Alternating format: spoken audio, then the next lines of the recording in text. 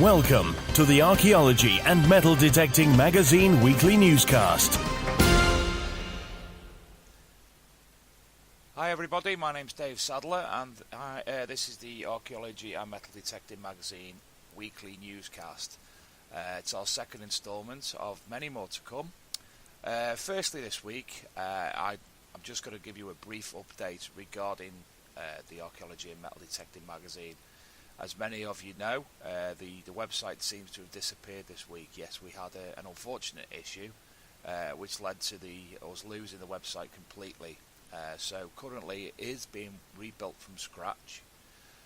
We're also in the process of we've had a number of ideas and we have a number of things in the works for 2019. Some of them ideas are being brought forward and we're going to be running with them very shortly. And hopefully you yourself, the reader, the listener, can get involved a little bit more. So you're going to see one or two things that, for me and for Luke, of the Archaeology and Metal Detecting Magazine, things that are quite exciting about to take place. Hopefully sooner rather than later. Some of them are big projects, but we've been working on them very hard and hope to get them all up and running very soon. So the website still is there. We've got a homepage at the moment, www.archmdmag.com, and we'll be adding to that over the coming days and weeks. So keep an eye on that, and hopefully your Twitter and Facebook feeds will be back with the latest news as soon as we can.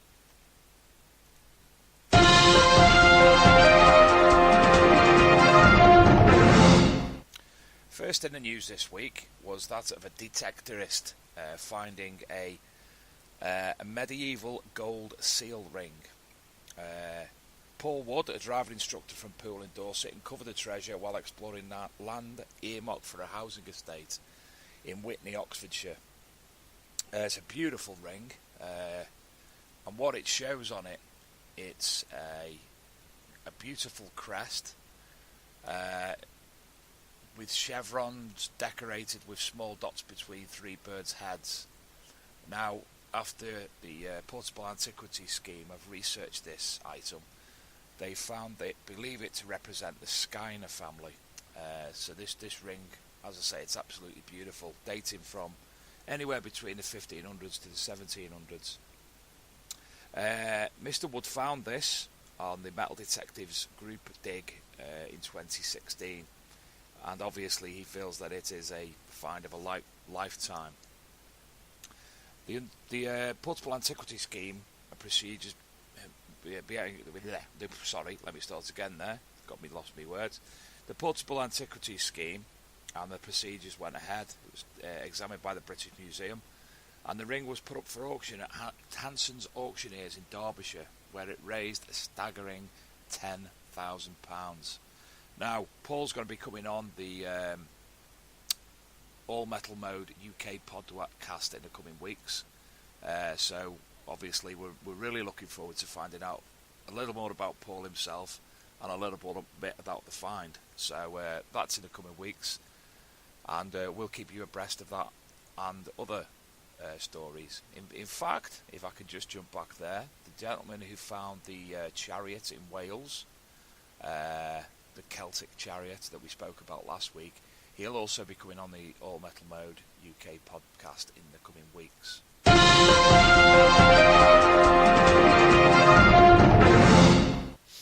Our next item of news stems from Lincolnshire, where in the Lincolnshire Wolds a cemetery of Anglo Saxons burials was discovered by a metal detectorist. He found a rich array of brooches, shield bosses and Anglo-Saxon spearheads, and obviously along came the Portable Antiquity Scheme and the local archaeologists and such like, and they were able to excavate the site.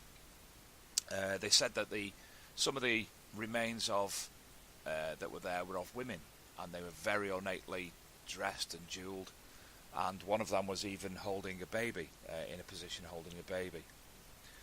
Hugh Wilmot, a senior lecturer at the University of Sheffield who led the dig, said these women wore necklaces made from sometimes hundreds of amber, glass, rock and crystal beads, used personal items such as tweezers, carried fabric bags, held open by elephant ivory rings, and wore exquisitely decorated brooches to fasten their clothing. Two women even received silver finger rings and a style of silver buckle commonly associated with the Juttish communities in Kent. One of the most striking burials was that of a richly dressed woman who was buried with a baby cradled in her arms. Now, some of the items that have been found there, there's a copper gilded brooch, for instance, which is absolutely beautiful. I personally love the Anglo Saxon artwork. In fact, there'll be an article coming out on our website regarding Anglo Saxon artwork by an archaeologist known as Ali Smith, so that'll be coming up in the coming days. The dig is the first known excavation at the site and involved members of the RAF as well as international volunteers and students. There was teeth, there was bones that were buried, obviously, and they were all analysed to identify what they lived and what food they ate. The ivory rings are also being examined currently to track which elephant species was used to produce them. Now that's a fascinating tale again of something that's been found by a metal detectorist in the UK.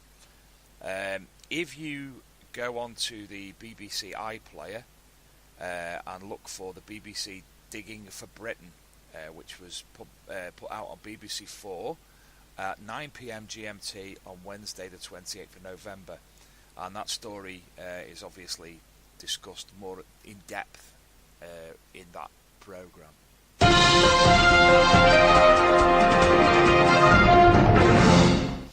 Another fascinating news story out this week was that of a 9,000-year-old mask which was unveiled from the West Bank in Israel.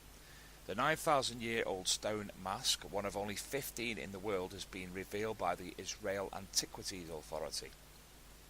The artifact was discovered in the area of Hebron in the south of the Israeli-occupied West Bank.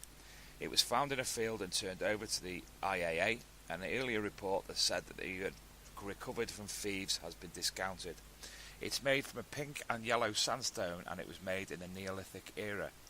Another fantastic, gorgeous thing. It just looks like a stone you'd find on the beach, a big stone, cupped in both hands, with the eyes, the perfect location, the mouth, and the small nose as well. The mask is very naturalistic in the way it was made. IAA archaeologist Ronit Lupu told news agency AFP, "You can see the cheekbones, you can see a perfect nose." She speculates that this mask would have been worn as part of a ritualistic ancestor worship. So, fantastic. 13 of these masks are known about and are in private collection, making it hard to study them. So, again, I keep saying it, but another great find this week. There are some fantastic things in the news this past week. So anyway, that's me. It's been a pleasure again to read these stories out to you. Tried to alter it a little bit this week. I think last week I was a little too much reading as opposed to discussing. So I hope this week's contents was a little bit better than last week.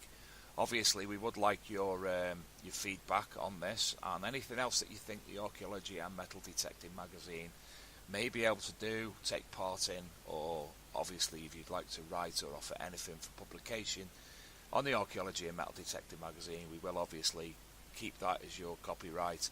We will keep it and we will publish it and promote it thoroughly around social media for your information to be listened to. Thanks again. I'm Dave Sadler from the Archaeology and Metal Detecting magazine. Have a good week.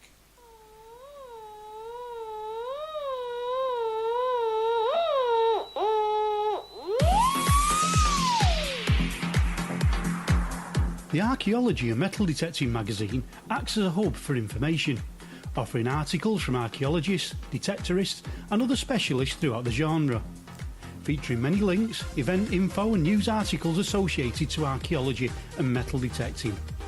We also offer professional review services and promotion for books, resources, videos, documentaries, gadgets, equipment and much, much more.